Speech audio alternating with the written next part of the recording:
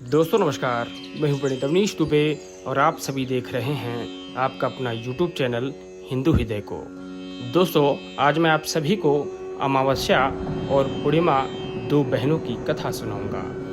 Video शुरू करने से पहले अगर आप सभी मेरे इस चैनल पर नए हैं तो कृपया इस चैनल को सब्सक्राइब करें और बेल आइकन की घंटी को जरूर प्रेस करें। दोस्तों एक राज्य में एक राजा और एक रानी रहते थे जिनकी 4 संतानें थी, 2 लड़के और 2 लड़की। एक लड़की का नाम पूर्णिमा तथा दूसरी लड़की का नाम अमावस्या था।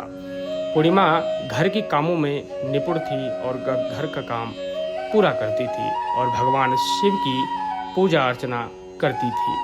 इसके अतिरिक्त वह गौ माता की सेवा भी किया करती थी और उसकी दूसरी बहन अमावस्या ना घर का काम करती और ना ही भगवान का पूजा पाठ करती थी और ना ही गौ माता की सेवा करती थी।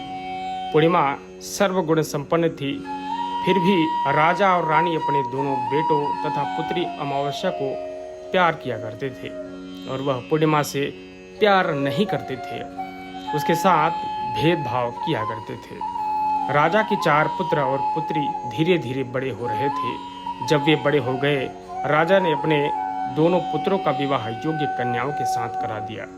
इसके बाद रानी ने राजा से कहा कि अब दोनों पुत्री विवाह के योग्य हो गई हैं और इन दोनों का विवाह भी करा दिया जाए। लेकिन पुत्री अमावस्या का विवाह किसी बड़े खानदान में कराना और पूर्णिमा का विवाह किसी गरीब परिवार में कराना, क्योंकि पूर्णिमा को केवल भगवान का पूजा पाठ ही करना पसंद है और गाय की सेवा करना पसंद है। अब रानी ने राजा को दोनों पुत्रियों का रिश्ता तय करने के लिए भेज दिया। राजा ने अपने पड़ोसी राज्य में जाकर वहां के राजा के पुत्र से अमावस्या का रिश्ता तय कर दिया और वहीं के पास गांव में जाकर एक गरीब परिवार के लड़के से पुत्री पूर्णिमा का रिश्ता भी तय कर दिया। यह सब बात जाकर राजा ने अपनी रानी से बताया तो रानी यह सोचने लगी कि अब देखते हैं कि भगवान इसकी मदद कैसे करते हैं। यह बहुत ही पूजा पाठ करती है और भगवान में मगन रहती है। पूर्णिमा का भाई और उसकी भाभी पूर्णिमा से बहुत प्यार किया करते थे, क्योंकि पूर्णिमा उसके घर के कामों में उसका साथ देती थी और कामों में, और यही उसकी दूसरी बहन अमावस्या उस पर अपना रोब जमाती थी और घर का कोई भी काम नहीं किया करती थी। कुछ समय बीत जाने के बाद दोनों पुत्रियों का विवाह हो गया। राजा और रानी के विवाह के बाद अपनी दोनों पुत्रियों को विदाई देते हैं और विदा देते समय राजा और रानी पुत्री अमावस्या को बहुत सारा धन और दौलत देकर विदा करते हैं और वहीं पूर्णिमा को भी कुछ भी नहीं बल्कि खाली हाथ विदा कर देते हैं। इसके बाद दोनों बहनों अपने ससुराल को चली जाती हैं। कुछ दिन बीत जाने पर एक दिन अमावस्या अपने घर पर शिव जी की कथा रखती है, जिसमें वह सभी गांव वालों को निमंत्रण देती है और अपनी बहन पूर्णिमा को नहीं बुलाती। जब गांव की सभी औरतें अमावस्या के यहाँ जाती हैं तो यहाँ सब दृश्य पूर्णिमा अपने घर के दरवाजे के बाहर बैठकर देखती रहती है। तो वहाँ से गुजर रही औरतें पूर्णिमा से कहती हैं कि तुम्हारी बहन के यहाँ शिव जी की कथा रखी है, क्या तुम नहीं चलोगी? पूर्णिमा ने कहा, मुझे निमंत्रण नहीं मिला है, मैं नहीं जा सकती। सभी गांव की औरतों ने पूर्णिमा से कहा, बुलाया नहीं तो क्या हुआ, भगवान शिव की कथा है, तुम हमारे साथ चलो। गांव की सभी औरतों की बात मानकर पूर्णिमा भी उनके साथ भगवान शिव की कथा में अमावस्या के घर चली जाती हैं। जब अमावस्या की नज़र पूर्णिमा पर पड़ती है तो वह कहती है कि तुम यहाँ कैसे चली आई, मैंने तो तुम्हें बुलाया भी नहीं था। खैर कोई बात नहीं, अब तुम आ गई हो तो चुपचाप बैठी रहना। और यह सब कहते हुए अमावस्या पूर्णिमा की गरीबी का भी मजाक उड़ाया। पूर्णिमा की आंखों में आंसू आ गए और रोते हुए मन ही मन पूर्णिमा भगवान शिव से विनती करती है, हे भगवान, क्या पूजा पाठ करना गलत है? गौ माता की सेवा करना गलत है? आखिर मेरी गलती क्या है? आप मुझ पर अपनी कृपा दृष्टि कब बनाएंगे? पूर्णिमा बार बार भगवान शिव से यही कहती रहती। इतने में शिव कथा पूरी हो जाती है और अमावस्या भगवान का प्रसाद बांटने लगती। वह सभी लोगों को प्रसाद देती है, लेकिन पूर्णिमा को वह प्रसाद नहीं देती है। पूर्णिमा बिना प्रसाद के ही अपने घर लौट जाती है। रास्ते में वह यह सोचते हुए चलती है कि यदि बच्चे उससे कथा का प्रसाद मांगेंगे तो वह उन्हें क्या जवाब देगी। उसने सोचा कि वह अपने मायके अपने भाई और भौजाई के यहाँ जाकर वहाँ जाते हुए वहाँ अपने बच्चों के लिए कुछ लेकर आएगी। ऐसा सोचते हुए वह अपने घर वापस लौट आई और वापस लौट कर आने के बाद वह और अपने पति और बच्चों से कहती है कि वह अपने मायके जा रही है। पत्नी ने कहा ठीक है। कुछ समय के बाद पूर्णिमा अपने मायके के लिए रवाना हो गई। चलते चलते रास्ते में एक चबूतरा आया जिस पर तुलसी का पौधा लगा था। उस चबूतरे पर एक बूढ़ी माँ बैठी हुई थी। वह कोई और नहीं, साक्षात माता तुलसी थी। उस बूढ़ी माता ने पूर्णिमा से कहा, बेटी तुम कौन हो और कहाँ जा रही हो? पूर्णिमा अपना परिचय देते हुए कहती हैं। बूढ़ी औरत ने पूर्णिमा से कहा कि यह तुलसी का पौधा सूख रहा है, इसमें थोड़ा सा पानी डाल दो और इसके चबूतरे की साफ सफाई कर दो, जिससे थोड़ी ठंडक मिलेगी। पूर्णिमा ने कहा ठीक है माँ, मैं तुलसी में पानी डाल देती हूँ और यहाँ की साफ सफाई कर देती हूँ। पूर्णिमा ने साफ सफाई करने के बाद बूढ़ी अम्मा को भी नहला दिया और बूढ़ी अम्मा की सेवा की। उनके पैर दबाए। बूढ़ी अम्मा से कहा कि माँ जी और बताइए आपकी क्या सेवा कर सकती हूँ, और कोई काम हो तो बता दीजिए, मैं कर दूंगी। बूढ़ी अम्मा ने कहा कि नहीं, अब तुम जाओ और वापस जाते समय मुझसे मिलते हुए जाना। पूर्णिमा ने बूढ़ी अम्मा से कहा ठीक है माँ जी, मैं जाते हुए आपसे जरूर मिलकर जाऊंगी। वापस जाते वक्त बूढ़ी अम्मा मिले। जो मंदिर के बाहर बैठी थी वह कोई और नहीं, साक्षात भोलेनाथ थे। उन्होंने पूर्णिमा से कहा कि जा बेटी तुम कौन हो? पूर्णिमा ने अपना परिचय देते हुए कहा कि मैं पूर्णिमा हूँ। इस चबूतरे की उन्होंने कहा कि इस चबूतरे की और मंदिर की साफ सफाई कर दो। तो पूर्णिमा ने मंदिर और चबूतरे की साफ सफाई कर दी और वहाँ पर पूजा पाठ अर्चना भी की। और साफ सफाई पूजा अर्चना करने के बाद उन्होंने बूढ़े बाबा को भी नहला दिया और उनसे कहा कि बाबा और कोई काम हो तो बताइए। तब बूढ़े बाबा ने कहा कि नहीं बेटी तुम जाओ और वापस जाते वक्त मुझसे मिलते हुए जाना। पूर्णिमा ने कहा ठीक है बाबा, मैं जाती हूँ, आते हुए आपसे मिलते हुए जाऊंगी। आगे चलते चलते कुछ दूर चलने के बाद पूर्णिमा को एक काली जी का मंदिर दिखाई देता है। एक बूढ़ी अम्मा चबूतरे पर बैठी हुई थी। उस बूढ़ी अम्मा ने पूर्णिमा से कहा कि बेटी तुम कौन हो और कहाँ जा रही हो? तब पूर्णिमा ने उस बूढ़ी औरत को भी अपना परिचय दिया। बूढ़ी औरत ने पूर्णिमा से कहा कि यह सभी पूजा पाठ करते हैं, लेकिन कोई मंदिर की साफ सफाई करने नहीं आता, इसलिए तुम मंदिर और चबूतरे की साफ सफाई कर दो। पूर्णिमा ने कहा ठीक है माँ जी। पूर्णिमा मंदिर और चबूतरे की साफ सफाई कर देती है और पूजा पाठ भी करती है और माता जी का श्रृंगार कर देती है और उस बूढ़ी अम्मा को भी नहला देती है और बूढ़ी अम्मा के पैर भी दबाती है और कहती है सभी काम हो गए हैं माँ जी, और कोई काम हो तो मुझसे बता देना। फिर माँ जी कहती हैं बेटी अब तुम जाओ, लेकिन वापस जाते वक्त तुमसे मिलते हुए जाना। पूर्णिमा कहती है ठीक है माँ जी।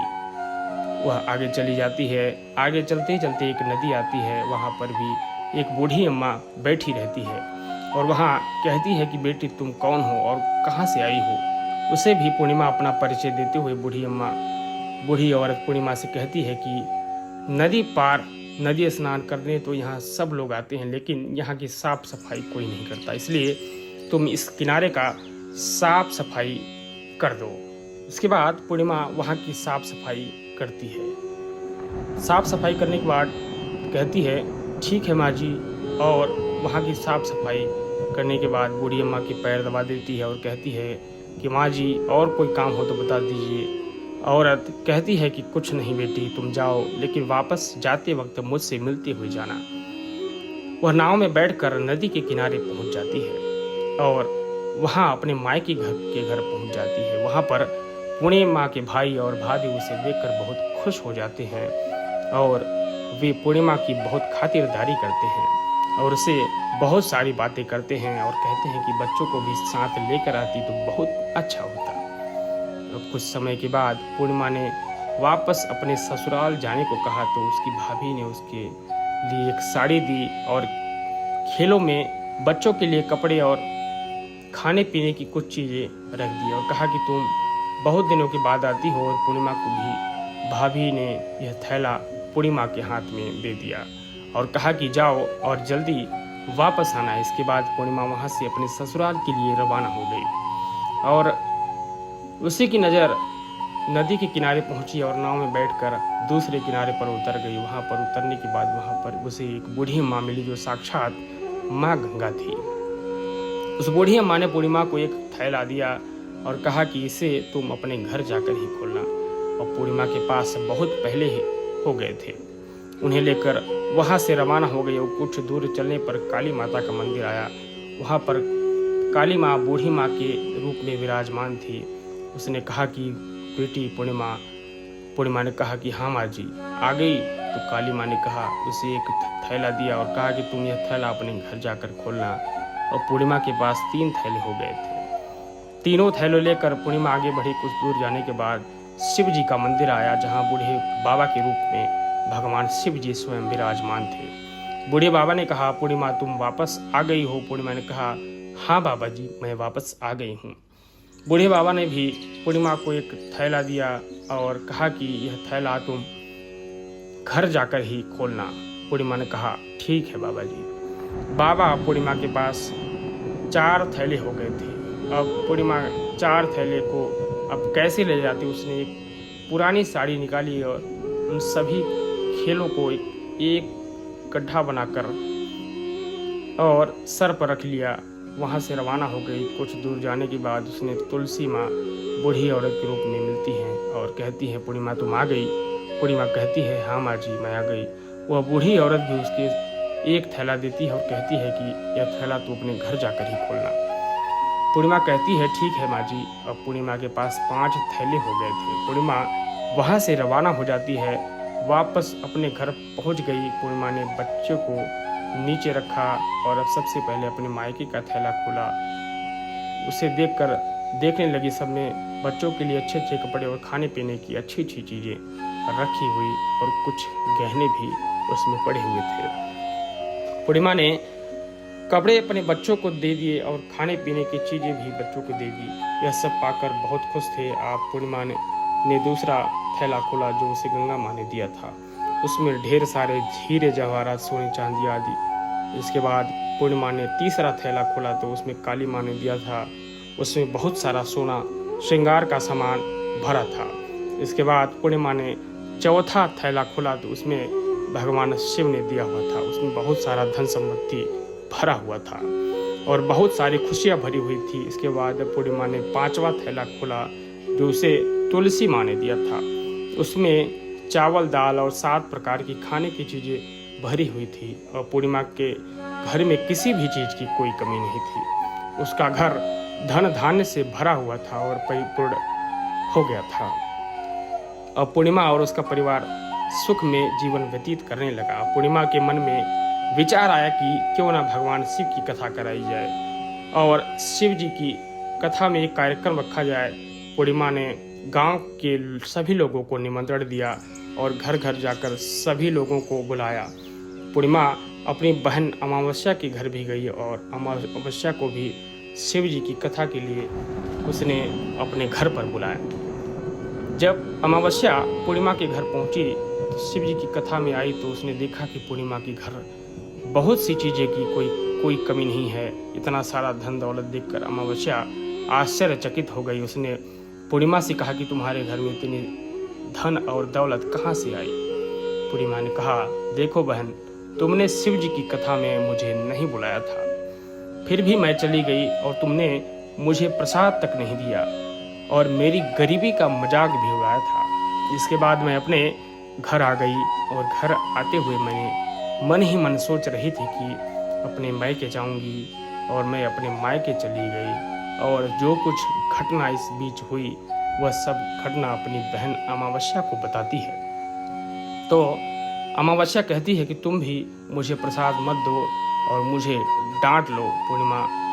पूर्णिमा ने कहा कि यह तो भगवान का प्रसाद है, मैं तो सबको दूंगी और तुम्हें भी दूंगी। फिर भी अमावस्या ने प्रसाद नहीं लिया, वह सीधे अपने घर चली गई और घर जाकर अपने बच्चों से कहकर वहाँ से अपने मायके के लिए तैयार हो गई और मायके के लिए निकल गई।